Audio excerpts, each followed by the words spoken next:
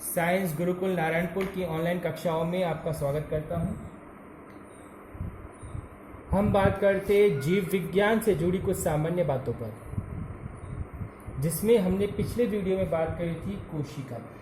कोशिका क्या है, कोशिका की खोज से संबंधित कुछ वैज्ञानिकों का जिक्र किया था, जैसे Robert Hooke, Leeuwenhoek, Robert brown. इसके अलावा कोशिका में उपस्थित होने वाले कुछ महत्वपूर्ण कोशिका अंगों पर भी बात की थी, जैसे कोशिका झिल्ली, कोशिका भित्ति, माइटोकॉन्ड्रिया, हरित लवक, लाइसोसोम, और इनके अपने अपने काम होते हैं जिन पर हमने थोड़ी बहुत चर्चा की थी।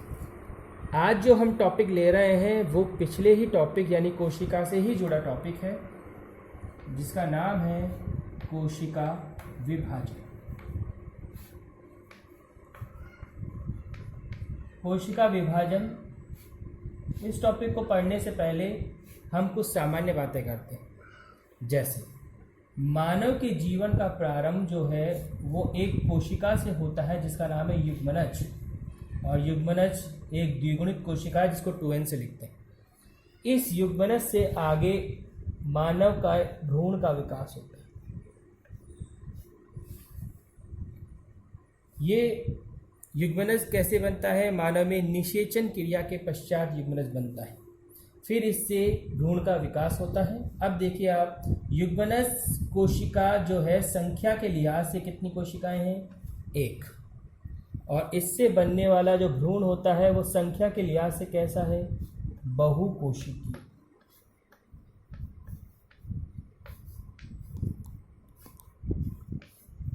अब यहाँ एक सामान्य बात आई, एक कोशिका से अनेक कोशिकाएं बन रही है, तो इस दौरान क्या होगा? एक कोशिका क्या करेगी? विभाजन। तो एक से बनेंगे दो, दो से बनेंगे चार, चार से 8, यानी कोशिकाएं अपनी संख्या बढ़ा रही। तो कोशिका विभाजन वह प्रक्रिया है जहां कोशिकाएं जो हैं वो अपनी संख्या बढ़ाती हैं, और ऐसा इसलिए है क्योंकि हमें एक कोशिकीय संरचना से कैसा बनाना है? बहुकोशिकीय संरचना बनाना है। कोशिका विभाजन की खोज से संबंधित कार्य अगर हम बात करें, उनका अध्ययन करें, उससे पहले हम कुछ और साइंटिस्टों का जिक्र करते हैं, जिसमें एक छोटा क्वेश्चन निकलता है कोशिका सिद्धांत। कोशिका से संबंधित एक सिद्धांत दिया गया था जिसे कोशिका सिद्धांत नाम दिया गया। इस सिद्धांत में एक छोटा क्वेश्चन बनता है, यह सिद्धांत किसने दिया? यह सिद्धांत श्लाइडेन व श्वान, इन दो वैज्ञानिकों ने यह सिद्धांत दिया।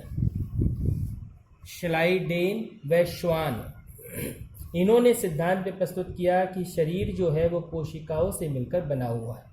पिछले वीडियो में हमने बात की थी, हमारे शरीर की सबसे छोटी इकाई कौन है? कोशिका। इनसे मिलकर हमारा शरीर मिला है। फिर कोशिकाएं जब आपस में मिलते हैं तो कोशिकाओं के मिलने से क्या बनते हैं? ऊतक। ऊतक के आपस में मिलने से क्या बनते हैं? अंग। अंगों के आपस में मिलने से क्या बनते हैं? तंत्र। और तंत्रों के आपस में मिलने से क्या बनता है? शरीर। तो श्लाइडेन और श्वान की जो ये बात है ये इसी लाइन से जुड़ी है कि सजीवों का शरीर कोशिकाओं से मिलकर बना हुआ है, यानी कोशिका हमारे शरीर की सबसे छोटी इकाई है। इन्हीं दोनों की विचारों में एक और साइंटिस्ट ने अपना विचार जोड़ा, विर्चोव। विर्चोव ने ये विचार दिया है कि पुरानी कोशिकाएं विभाजन करके नई कोशिकाएं बनाती, और इसी लाइन से हमारा ये टॉपिक उठता है। अर्थात हमारे शरीर में जो पहले से मौजूद कोशिकाएं हैं वो विभाजन करती हैं, तब जाकर नई कोशिकाएं बनती। तो जब कोशिकाएं विभाजन करेंगी तो कहीं ना कहीं कोशिकाओं की क्या बढ़ जाएगी? संख्या बढ़ जाएगी। कोशिका विभाजन मुख्यतः दो तरीके से होता है। एक विभाजन होता है समसूत्री विभाजन,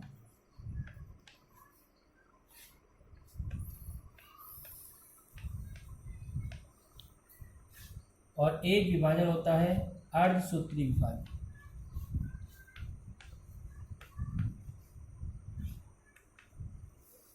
इन दोनों में अंतर पर अक्सर पेपर में क्वेश्चंस आते हैं, पर हम इनसे जुड़ी और सामान्य बातें करते हैं। यहाँ सूत्र शब्द का मतलब किससे है?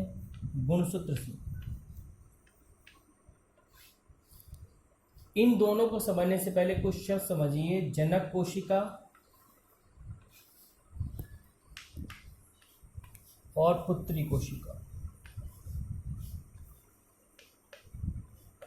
जैसे मान लो एक कोशिका ने विभाजन किया और एक कोशिका से दो कोशिका बन गई।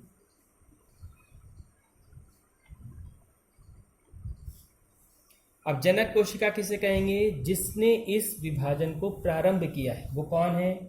ये।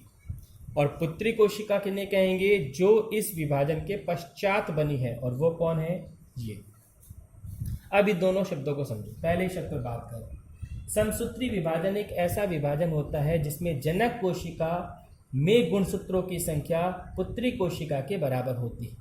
अर्थात अगर जनक कोशिका में गुणसूत्र है 2n बराबर 46, मैं मानव की ही बात कर रहा हूँ, तो पुत्री कोशिकाओं में भी गुणसूत्रों की संख्या कितनी होगी? 2n बराबर 46, यानी दोनों में ही 2n होगा। तो यहाँ गुणसूत्रों की संख्या कैसी है? समान। और समान है तो कौन सा विभाजन बोला है? समसूत्री। अर्थात ऐसा विभाजन जिसमें पुत्री कोशिकाओं में गुणसूत्रों की संख्या जनक कोशिका के बराबर होती है, समान होती है, उसे बोलते हैं समसूत्री विभाजन। और ऐसा विभाजन सजीव के शरीर में कब होगा? जब सजीव का शरीर क्या करेगा? वृद्धि करेगा। यानी जब भी शरीर में वृद्धि होती है तो ऐसा ही विभाजन होता है। जैसे अभी हमने पीछे पढ़ा था, युग्मनज से भ्रूण बनता है, तो उस दौरान कौन सा विभाजन होगा? समसूत्री विभाजन। जब भी शरीर मरम्मत करेगा, मरम्मत का मतलब रिपेयर, अर्थात शरीर में टूट फूट जो है उसकी मरम्मत होती है। जैसे हमारे शरीर में कहीं चोट लग जाती है तो जो घाव भरता है, रक्त का थक्का बनता है, उस दौरान यही विभाजन होता है। अगला शब्द है अर्धसूत्री विभाजन। अर्धसूत्री विभाजन में नाम लग गया अर्ध। अर्ध मतलब आधा। यानी इस टाइप के विभाजन के अंदर गुणसूत्रों की संख्या में क्या बदलाव आएगा? पुत्री कोशिकाओं में गुणसूत्रों की संख्या जनक कोशिकाओं से कैसी रह जाएगी? आधी। अर्थात अगर पुत्री कोशिकाओं में गुणसूत्रों की संख्या मान के चल रहे हैं 46 है यहाँ जनक कोशिका में, तो पुत्री कोशिकाओं में कितनी रह जाएगी? आधी। आधी मतलब 23। तो ऐसा कोशिका विभाजन जिसमें पुत्री कोशिकाओं में गुणसूत्रों की संख्या जनक कोशिकाओं से आधी रह जाती है, उसे बोलते हैं अर्धसूत्री विभाजन। अब ये विभाजन कब जरूरी है? जब भी मानव के शरीर के अंदर या किसी भी सजीव के शरीर के अंदर किसका निर्माण होगा? युग्मक का। तो युग्मक बनते समय हमेशा कौन सा विभाजन होता है? अर्धसूत्री विभाजन। तो दो प्रकार के विभाजन हैं अपने सिलेबस में, समसूत्री और अर्धसूत्री। दोनों कब कब होते हैं और दोनों में उनका महत्व क्या है, इस पर सवाल बनते हैं, जिन पर हम विस्तृत चर्चा जो करेंगे वो अपनी रेगुलर क्लास के दौरान करेंगे। विभाजनों से ही जुड़ा एक और टॉपिक हम पढ़ रहे हैं। जैसे देखिए, अभी मैंने बात की थी अर्धसूत्री विभाजन की। अर्धसूत्री विभाजन जो है वो जैव विकास के लिहाज से भी काम का है। जैव विकास का मतलब नई जातियों के विकास। जैसे अर्धसूत्री विभाजन के अंदर एक प्रक्रिया होती है जीन विनिमय। ये शब्द काम का है, इसलिए इस पर चर्चा करना जरूरी है। जीन विनिमय एक ऐसी प्रक्रिया है जहां दो गुणसूत्र, ये दो गुणसूत्र मैंने बनाए, अंतर दिखाने के लिए मैं इस वाले गुणसूत्र को गहरा गहरा कर रहा हूं।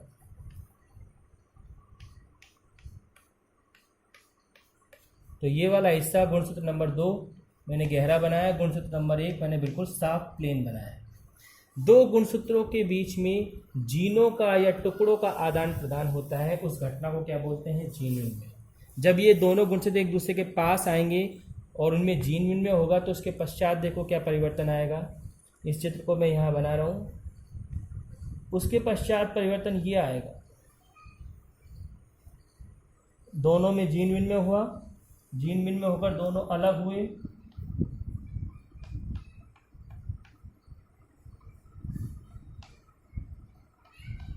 इसको ध्यान से देखिए। यहाँ तक मैंने गहरा बनाया है, उसके बाद बिल्कुल प्लेन बनाया, अर्थात ये प्लेन टुकड़ा किसके पास से आया है? इसके पास। इस वाले पहले वाले को देखिए, पहले वाले में मैंने ये वाला टुकड़ा गहरा गहरा बनाया, ये गहरा टुकड़ा इसके पास कहाँ से आया, इसके पास, तो इसका थोड़ा सा टुकड़ा इसके पास गया, इसका थोड़ा सा टुकड़ा इसके पास गया। इस घटना को क्या बोला है, जीन विनिमय। तो जीन विनिमय एक ऐसी घटना है जहाँ दो गुणसूत्रों के बीच में जीनों का या खंडों का आदान प्रदान होता है, जिस कारण से संतान के अंदर गुणों में थोड़ा अंतर आ जाता है। और जब अंतर आता है तो इसी वजह से संतान जो है वो माता पिता से गुणों में थोड़ी अलग प्राप्त होती है। और जैसे जैसे ये अंतर बढ़ते जाएंगे धीरे धीरे नई जातियों का विकास होता जाएगा।